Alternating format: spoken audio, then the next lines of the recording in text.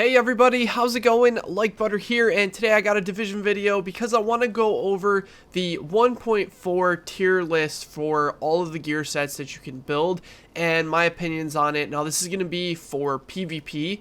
I'm mainly a PvP player. I do a lot of PvE as well, but I feel like it would take way too long to break down if it would be good in PvE or PvP. So we're going to do it strictly to the Dark Zone for this video. If you guys want to see a PvE tier list maybe in the future, that's fine too. So I'm going to show the tier list here on screen, and these are the gear sets in 1.4 that I think will treat you the best in the Dark Zone. Now obviously we're talking about full sets here. We're not talking about combinations of each. Obviously there's some really good sets out there, for example like 3 Sentry, 3 Hunter's Faith. We're not going to be talking about that. We're going to talk about building the entire full set. So tier 1, we have Predator's Mark, Alpha Bridge, and Banshee. So 3 gear sets in tier 1. In tier 2 we have Sentry's Call, Lone Star, Firecrest, and Path of the Nomad. In tier 3 we have Hunter's Faith, Deadeye, Tactician's Authority, and Reclaimer. And tier 4, which is the lowest tier, basically what I mean is do not build these gear sets if you're trying to do well in PvP. Final Measure and Striker's Battle Gear. Now let's talk about why I chose these gear sets to be in this order. So Predator's Mark obviously is extremely viable. Actually, in my opinion, one of the best PvP builds to build in the Dark Zone right now. The 2-set bonus is 10% reload speed, which really helps if you're going to be using an SMG and an assault rifle, which I highly recommend.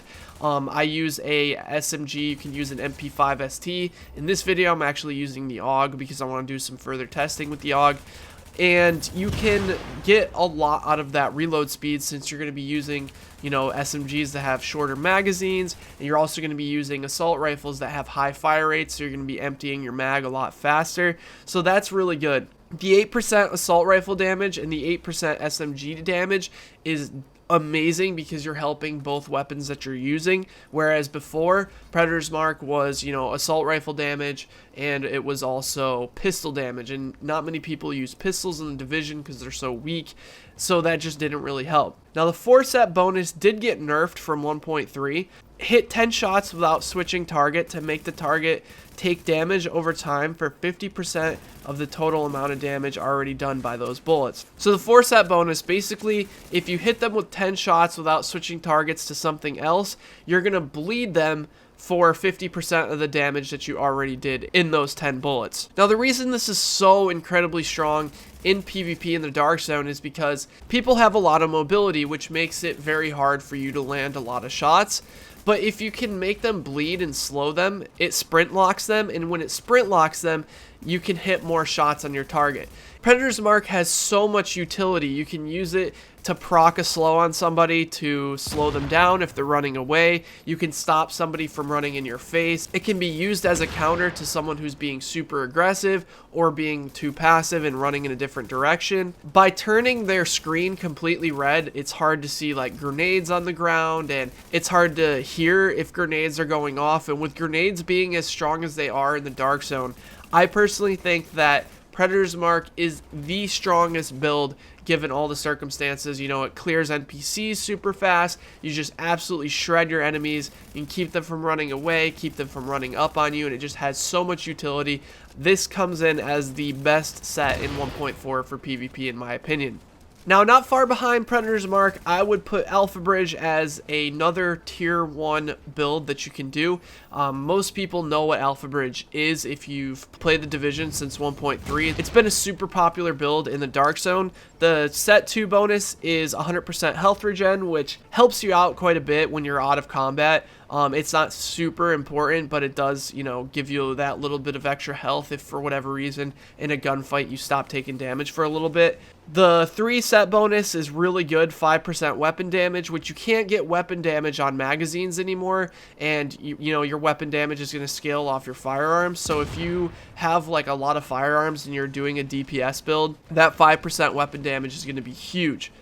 Also, the 4-piece bonus is the whole reason for building Alpha Bridge. Your primary and secondary weapon of the same category both gain all unique active talents, which means you get 6 talents on one weapon, and if you switch to your secondary weapon, you also have 6 talents on that weapon too. So this opens up a lot of possibilities for like SMGs and assault rifles, even people making like one-shot sniper builds. There's so many unique talents out there that you can build with this. If you want to do a sustain build, you can do like self-preserved and predatory and like all of these other things and not give up too much in return, because you can still build brutal, deadly, vicious, and there's so many different combinations of talents. Although it doesn't bring much to your team like Predator's Mark does, because you obviously got the slowing abilities. Now, not far behind that, we have Banshee.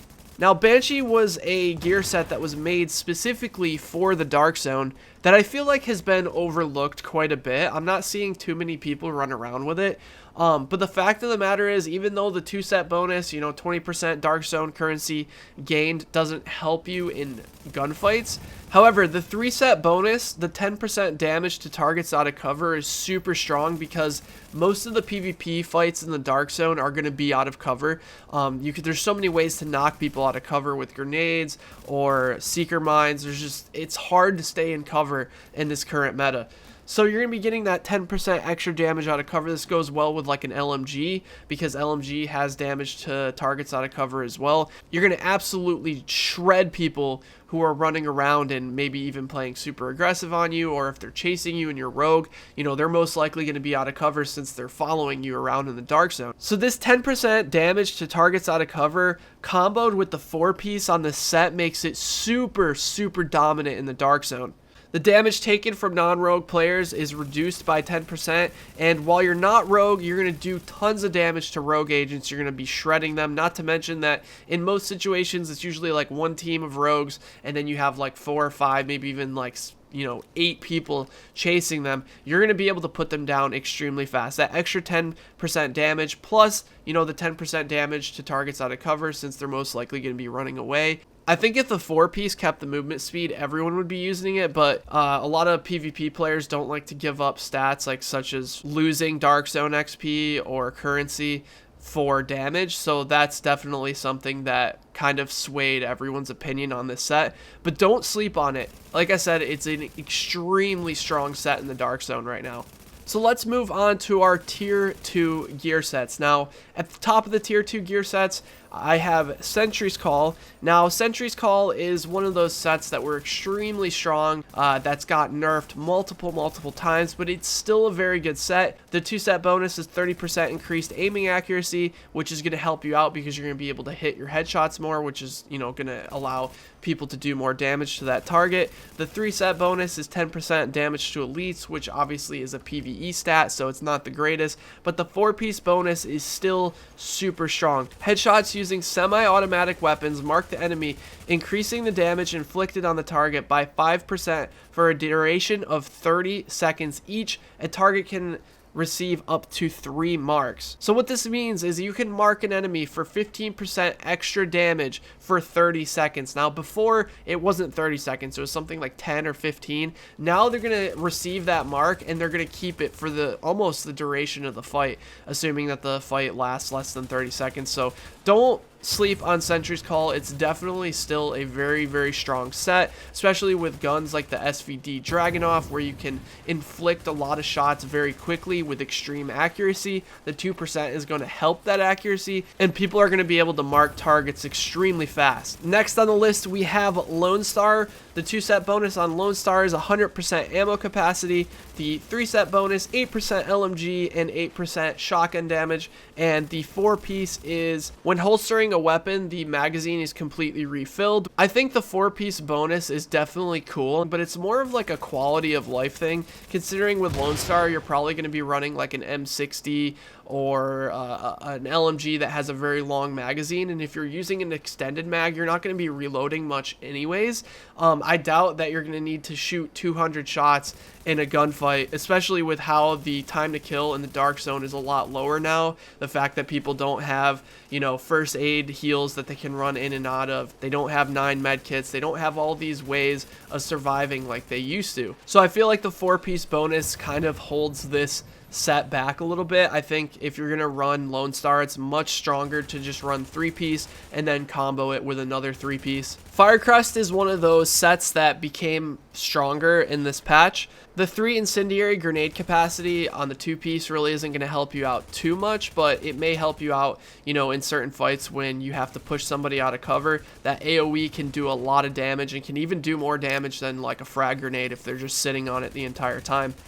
But the 3-set bonus makes it super strong because right now the flame turret in the dark zone is so strong, and this makes it even stronger. It increases the flame turret range by 50% and the flame turret damage by 30%.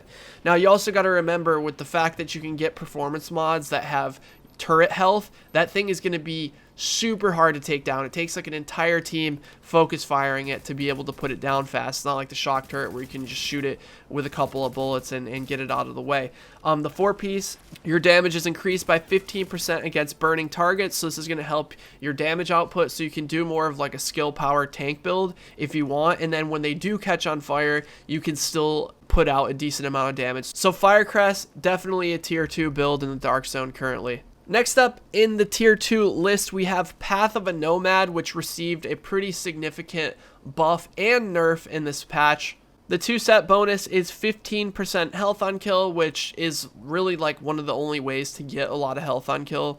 The health on kill has been nerfed quite a bit recently because the NPCs aren't as strong as they used to be. So having like 40 to 50% health on kill would just make the game way too easy. This doesn't hold the set back that much because when you're getting kills in extended gunfights, that 15% health is really going to help you. The 3-piece, you also get like a small heal over time, but the reason you run Nomad is the 4-piece. When receiving fatal damage, you are instead healed to full health. This can occur every 4 minutes. 4-piece Nomad is really strong if you're building a tank build, because most of the time in the dark zone, people are shooting the person that they see in front of them, and since it's impossible to know who's running what, it's kind of unexpected to have somebody running Nomad. So usually what we do is we have our Nomad player running in the front of the fight, while the DPS players are in the back doing as much damage as they can.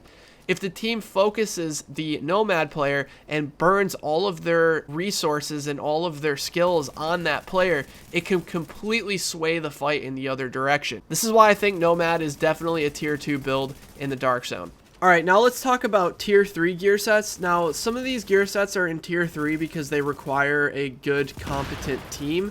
And a lot of people don't usually have that. Sometimes people are playing with people who are new, or, you know, players who they've never played with before.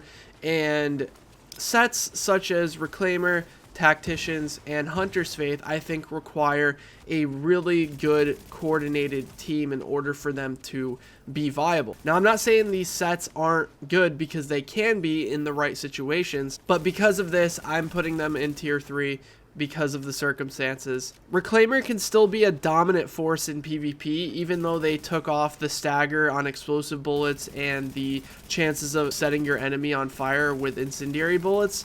Being able to eat an energy bar and release your entire team from status effects can swing the fight completely around. Same thing with Hunter's Faith. If you have your Hunter's Faith player in the back of the fight, just giving your whole team protection over and over and over, you can make your team way tankier than their builds. Tactician's Authority kind of works the same way. You can play it as like a support healer build and kind of just heal your team, but like I said before, that's going to require the rest of your team to be able to actually do something. So unfortunately, like the 3 support builds that I have in the lower tiers are just because support builds aren't super good right now.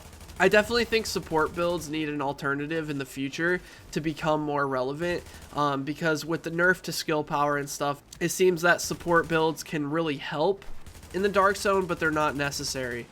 Oh yeah, and I almost forgot about Deadeye. Deadeye isn't as strong as it was in the last patch because it's much harder to get crit hit damage now. Now that you have to be zoomed in, the whole point of really using a scope on your gun is to hit headshots, and since you lose the headshot damage, I think that even though Deadeye can still be good in some situations, it's not in tier 1 or tier 2.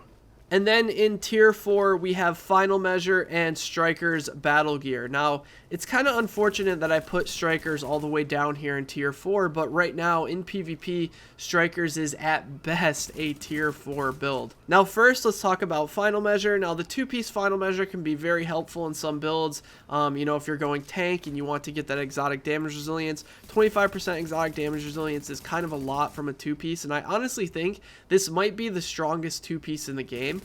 But building the entire set is just more troll than anything.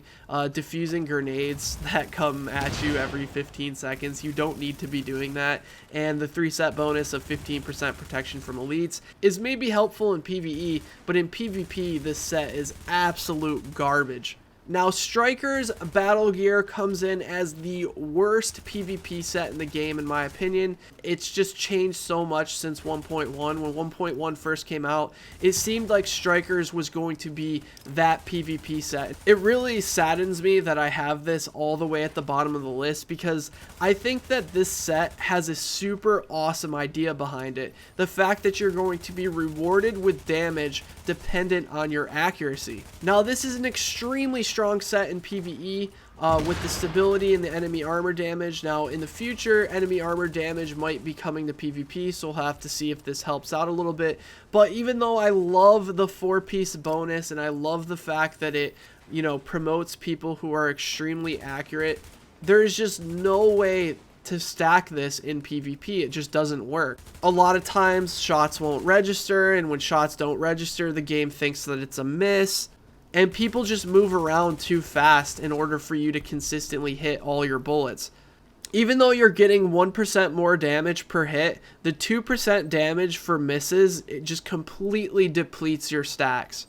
Now, one change that I think they could make to the set to make Strikers be viable in the Dark Zone would be to make it so that you would get 2 stacks on hit against an enemy player, and then have it remain 1% stack for hitting a NPC. Even then, if you were to get 2% per stack and lose 2% per miss, this would mean that you would have to hit 50% of your bullets just to even stack once. I think even if they made it 2% more damage on hit, maybe you would see some shotgun builds become more viable through that. But overall, this set, even though I love the idea, just has to sit at the bottom of the list. Let me know what you guys thought of this tier list in the comment section below. Be sure to drop the video a like if you enjoyed. I've been Like Butter, and I will talk to you guys next time. Take care, everybody.